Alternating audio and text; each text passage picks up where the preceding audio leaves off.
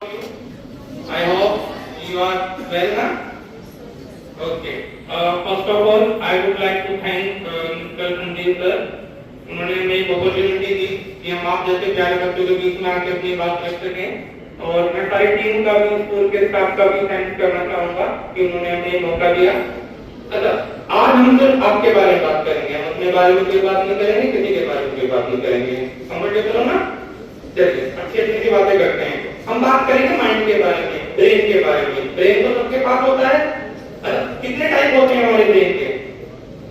तो दो टाइप होते हैं ना। अगर आपने फोटोज देखा होगा तो ब्रेन का बीच में गैप होता है, दोनों साइड ब्रेन होता है। तो हम उसको एक लेफ्ट ब्रेन बोलते हैं और एक राइट ब्रेन बोलते हैं। एग्री? कुछ बच्चे लेफ्टी भी होंगे ना हमारे क्लास स्कूल में जो लेफ्ट हैंड से लिखते हैं और कुछ राइट हैंड से लिखते हैं। क्या ये बाद में आके सीखते हैं? बाय बर्थ होता है, बाय बर्थ होता है ना नेचुरली। तो इसका कॉन्सेप्ट क्या है? अगर किसी का राइट ब्रेन ज्यादा एक्टिव है, राइट ब्रेन ज्यादा काम करता है तो वो लेफ्टी होगा, और जो राइट हैंड से काम कर रहा है तो उसका लेफ्ट ब्रेन ज्यादा पावरफुल होगा।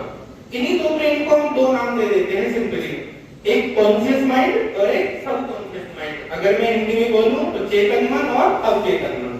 अब बोलेंगे कि इनका क्या काम है, तो बहुत सिंपल वर्ड में अगर मैं बात करूं तो दो वर्ड होते हैं, एक होती है हमारी शॉर्ट टर्म मेमोरी और एक होती है परमानेंट मेमोरी।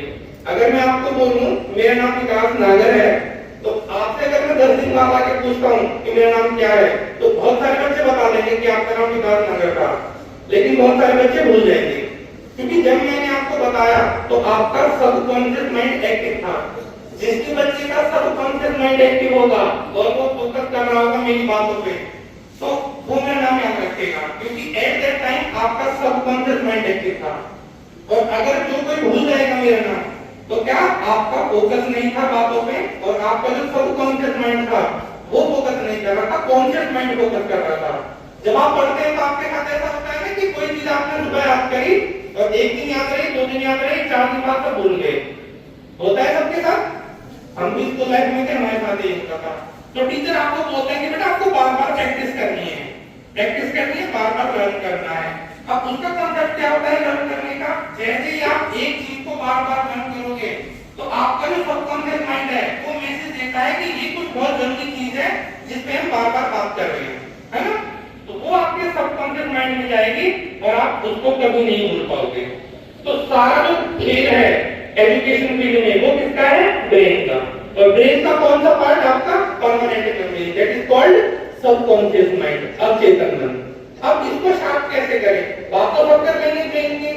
आपने एक वर्ड सुना होगा आईक्यू। अगर कोई बच्चा ब्रिलियंट होता है तो बोलते हैं कि उसकी आईक्यू बहुत स्ट्रांग है, इंटेलिजेंट क्वोटिएंट। ऐसा कुछ नहीं होता है, थोड़ी सी पावर होती है बाय बर्थ की, किसी का ब्रेन ज्यादा काम करता है, किसी का कम काम करता है।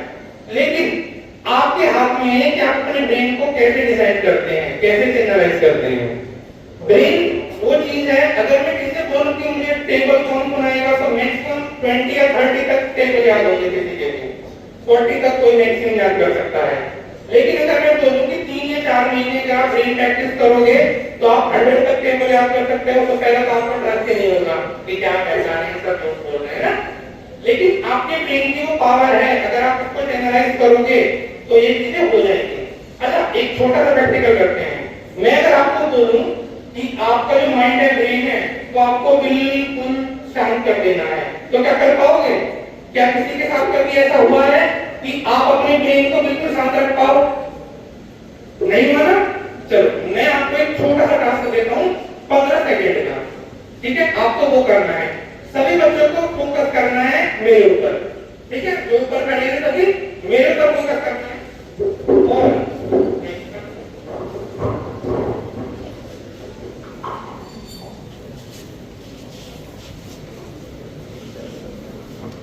और कुछ भी नहीं सोचना है, okay?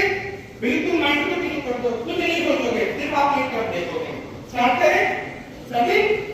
Okay, your time starts now. 15 second, just look at me and don't think anything. 15 second only.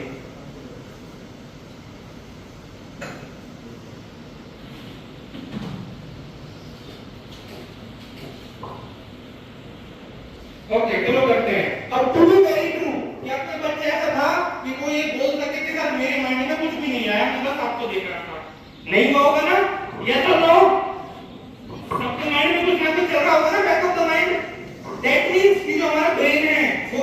नहीं बैठता है। और अगर ब्रेन कभी शांत नहीं बैठता है, दैट मींस इसकी पावर बहुत होता है काम करने की। और अगर बहुत ज्यादा पावर ब्रेन की काम करने की है तो हम इससे काम लेना चाहिए ना। चलो अभी मैं इस चीज को थोड़ा सा आगे लेके चल रहा हूँ। अभी मैंने आपको बताया, आपको कुछ भी टास्क नहीं दिया था, सिर्फ एक टास्क दिया था कि आपको कुछ नहीं करना है, तो मुझे देखना है, लेकिन आपका ब्रेन शांत नहीं हुआ। अभी आपके ब्रेन को शांत करके दिखाऊं? पक्का? चलिए आप अपने दोनों हाथों ऐसे कीजिए, make 5 from your right hand. Right hand सबका, अगर मैं इसे खड़ा हूं तो ये सबका राइट हैंड है, तो इस हाथ से 5 बनाएंगे ऐसे, और लेफ्ट हैंड से बंद। ओके, अब क्या करना है? Just switch your hand. अब इससे बना ये 5 है, ठीक है। अब इससे बना, इससे 5, ये 1 5 1 5, ये करके देखिए आप, कीजिए सभी। हो पा रहा है सबसे इजीली? नहीं होगा, इजीली नहीं होगा, लेकिन प्रैक्टिस कीजिए 15 सेकंड 30 सेकंड, 15-20 सेकंड प्रैक्टिस कीजिए सीरियसली, अपने हाथों की तरफ देख के 1 5 ऐसे करके कीजिए। मैं कर पा रहा हूं, नहीं कीजिए आप, कीजिए। आप फील करेंगे, अगर बाद में घर जाके भी आप करेंगे ना, तो आप फील करेंगे जब आप ये कर रहे होंगे तो आपके माइंड में कोई भी विचार नहीं आएगा। फील कर रहे हो ना कि जब आप ये 1 5 कर रहे थे तो आपका माइंड कुछ भी नहीं सोचेगा। तो ये भी प्रूव हो गया कि हम माइंड को फोकस भी कर सकते हैं, कंसंट्रेट भी कर सकते हैं, दोनों चीजें प्रूव हुई है। तो इसको बोलते हैं ब्रेन एक्सरसाइज। अगर आप ये ब्रेन एक्सरसाइज कंटिन्यू करेंगे तो क्या होगा? आपका जो सबकॉन्शियस माइंड है तो आईक्यू बोलते हैं, आपकी दिमाग की आईक्यू बढ़नी स्टार्ट हो जाएगी। और जैसे ही आपके माइंड की आईक्यू बढ़नी स्टार्ट होगी तो आप जितनी भी चीजें पढ़ेंगे वो आपको ऑटोमेटिकली याद होनी स्टार्ट हो जाएगी। हम मैथ्स की बात करें, हम साइंस की बात करें, या इंग्लिश की बात करें, इंडस्ट्री की बात करें, सारी चीजें आप एक बार पढ़ोगे और आपके माइंड में डायरेक्टली जाएंगी। ये तो प्रूव हो गया ना कि माइंड फोकस कर सकता है, बस चैनलाइज करना है। मैंने आपको कुछ स्पेशल चीज थोड़ी बताई है, सिर्फ एक ब्रेन एक्सरसाइज है। आपने फिंगर मूवमेंट की और आपके ब्रेन इस तरह से चैनलाइज हुआ कि आपने फोकस करना स्टार्ट कर दिया। फोकस करने के नेक्स्ट लेवल होता है अबेकस। कितने लोगों ने नाम सुना है अबेकस? Nice, very good. वैदिक मैथ भी सबने सुना होगा। अबेकस और वैदिक मैथ जो लेसर नोन कांसेप्ट्स हैं थोड़े से। अगर मैं 8th क्लास के स्टूडेंट की बात करूं तो अबेकस, अगर आप अबेकस करोगे तो ऑटोमेटिकली आपका माइंड चैनलाइज होना स्टार्ट हो जाएगा और आपकी आईक्यू बढ़नी स्टार्ट हो जाएगी, साइंटिफिकली प्रूवन है। और मैं अगर 8th क्लास से 12th क्लास तक की बात करूं तो वैदिक मैथ ऐसी चीज होती है जो आपके ब्रेन को बहुत शार्प करती है, कैलकुलेशन पावर आपकी बढ़ाती है। एक नेक्स्ट स्टेप चलते हैं। फॉरेन पढ़ने का कितने लोगों का मन है कि मैं विदेश जाके पढ़ लूं? किसी का प्लान है या मन होता है कि हम 12th के बाद या तो फॉरेन से जाके पढ़ें?